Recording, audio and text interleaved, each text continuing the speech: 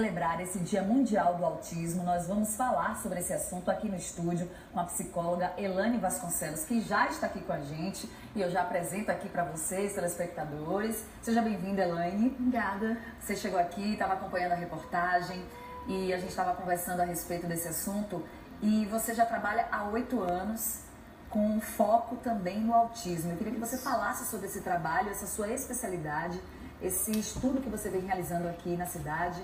Boa noite. Boa noite. É um prazer, é muito gratificante nesse dia emblemático poder falar desse assunto. Então, eu trabalho com desenvolvimento infantil, né? Sou psicóloga da infância, clínica e educacional e realizo esse trabalho desde que me chegou a primeira criança autista, né? Sem diagnóstico, e a gente foi buscar para fazer os encaminhamentos, né? E buscar saber o que era. Né? Que características eram aquelas com dificuldade para que se desse um diagnóstico. E a partir de então, nunca mais eu parei. Isso te motivou? Isso... Me motivou desde esse primeiro caso que me apareceu no ambulatório, né, do hospital, que foi o primeiro lugar que eu tive contato com uma criança com autismo. Então, quando a gente vê essas reportagens, quando a gente vê caminhadas, quando a gente vê esse movimento falando do autismo, é muito importante isso, até porque a dificuldade do diagnóstico já acontecia, como você falou. Isso, hoje sim, bem menos, né? Já é bem mais conhecido, a gente está vivendo um momento muito importante, né? De conscientização e das pessoas saberem mesmo quais são as características, os sinais, mas a gente está ainda aos passos, no caminho, né? Para que haja uma conscientização de fato. E como que a gente pode identificar o autismo em uma criança? Quais são os comportamentos que chegam assim com um alerta? Olha, bem cedo é possível identificar, né? No bebê, por exemplo, né, já é possível, a gente já consegue identificar desde com meses uma criança que não responde à fisionomia, né, à expressão facial, aos sons, aos sonzinhos que a mamãe faz, que o papai faz para chamar a atenção, e essa criança não responde com atenção a esses estímulos. Então, assim, bem cedo, ou uma criança que você vai pegar no colo e ela não se aninha no seu colo, ela resiste ao colo, ou ela fica melhor no berço, fica muito quietinha no berço, né, paradinha. Ela vai apresentando alguns atrasos, pode ser motor ou pode ser de linguagem, né, no balbucio. Alguns atrasos no desenvolvimento são possíveis notar desde bebê. E o que é que os pais devem fazer? Quais são os primeiros passos? Nós estamos aqui com a Elaine Vasconcelos, psicóloga infantil, falando sobre o autismo. O que é que os pais devem fazer nesse momento? É indicado que procure, né, um especialista, o pediatra.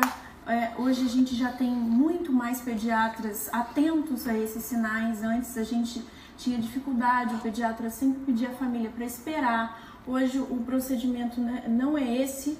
Não é espera, se tem sinal de alerta, se a família está sinalizando que essa criança está apresentando algum atraso, já é indicado as intervenções terapêuticas e a vigilância desse desenvolvimento, né? Existem tabelas,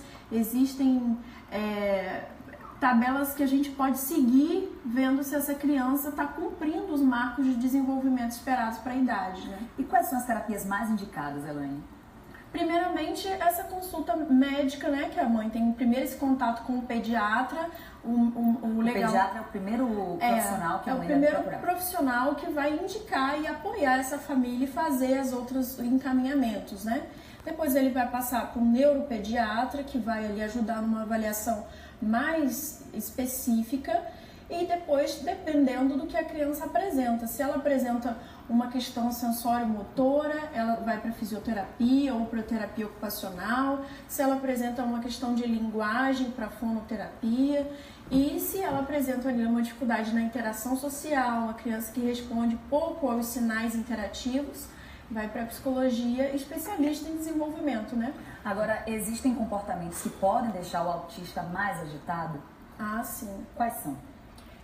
Você perguntou se existem porque, assim, comportamentos?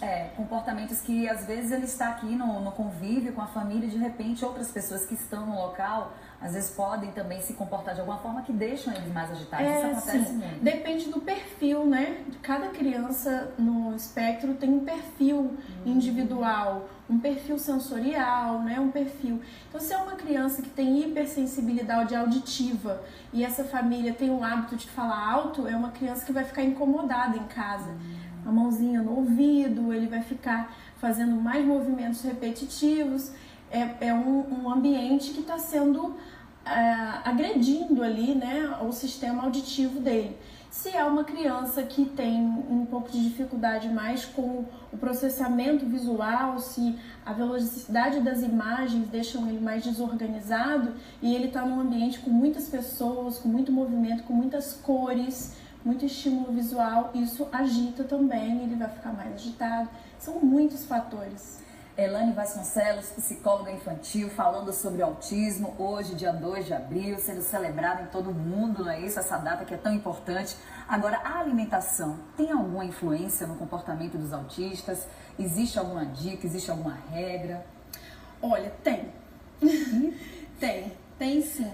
E existem estudos, né? Algumas pessoas dizem que não tem comprovação científica, mas isso é bem questionável, porque a gente sabe do impacto da alimentação, principalmente alguns alimentos que no organismo do autista provocam sim inflamações gastrointestinais e que alteram sim o comportamento. Um clássico que acontece no comportamento de todo mundo, sendo que numa pessoa neurotípica a gente consegue modular melhor, é o açúcar, né? Mas no autismo os mais comuns são o leite, o glúten e outros alimentos que provocam sim mudanças no comportamento. Ou seja, é importante que os pais, que quem esteja cuidando, né, de pessoas, né, com autismo, estejam atentas também à questão da alimentação. Muito.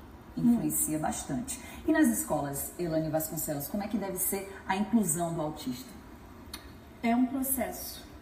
A gente está um processo. A gente está num caminho, né? E esse dia é muito importante para a gente falar sobre isso, para a gente discutir sobre isso, não só no autismo, mas em qualquer necessidade educacional especial. É um desafio muito grande, porque toda instituição de educação, ela precisa romper com padrões já, né, estabelecidos de uma rotina pedagógica, para incluir uma criança que tem um outro ritmo, sim, que tem um outro processamento cerebral, um processamento que às vezes é um pouco mais lento, ou que precisa de um outro jeito de se ensinar para que ele absorva, respeitando esse perfil individual, sensorial. Então, adaptações no ambiente, adaptações de modulação de voz do professor, às vezes, adaptação curricular, que às vezes tem conteúdos ali que não vão significar para ele um aprendizado. É melhor que ele tenha conteúdos que sejam significativos de fato e que tenham a ver com a realidade dele, com o dia a dia dele, que sirvam para ele na rotina diária dele, que vão fazer a diferença na autonomia, do que conteúdos que não vão significar nada. Então esse é um processo... Mas que vocês continuam lutando. Muito. E acredita nessa mudança e nessa caminhada de construção. Muito. Elaine, eu quero te agradecer, foi ótimo conversar com você, falar um pouco mais sobre esse assunto. Você está um pouco emocionada aqui no estúdio, porque deve ser muito importante para você falar disso, né? E aproveitar esse momento, e queria que você deixasse uma mensagem para todas as mães, para quem que está aí nesse momento agora, enfrentando esse momento e às vezes não sabe o que fazer. O que você pode falar? Olha, eu quero dizer para as mães, para as famílias, né, para a escola e para a sociedade, que a inclusão social é a inclusão que a gente busca, né? Não só a inclusão escolar, para todas as pessoas com qualquer necessidade especial, ou qualquer pessoa, né, com características diferentes, né? Nós todos somos